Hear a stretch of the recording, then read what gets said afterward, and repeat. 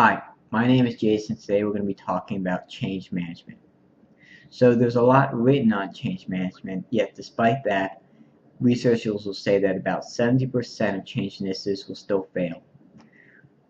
And that's a big number, and I'll say it again, that despite all that is written, all the resources and all the things you can find if you Google just the word change management, still on average, the experts will say that about 70% of all change initiatives will fail.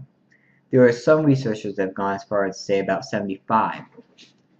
So why is it that 3 out of 4 change initiatives will fail, despite all that is out there on the internet? Well, let's start by answering that question in terms of how do we look at information. So when you look at information, you look at first at there's a whole massive amount of data and books and resources out there, a large variety. And as we start looking at that, we can see that of that we have a much smaller subsection that we would call useful information, or information that's relevant to what it is that you're talking about and the things that you're looking to do. And then of that subset, you probably have an even smaller, a lot smaller subset, which we call usable information. So while there is a lot and there's a saturation on the internet of resources and materials, people continue to fail, I think, because they're unable to identify what are the usable bits of information. Nowadays, it makes it easy for anyone to post a video like myself or post a book online. So rather than me coming at you with my own ideas of what change management is, we're going to approach this differently.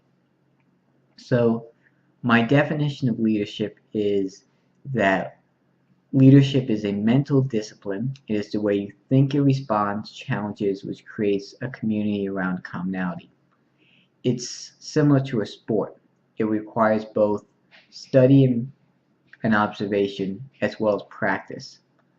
And to that end, what we're going to do is we're going to look at people who have done change management really well, and we're going to observe and study what they did, how they interacted with their employees, what made them different from the other 70%.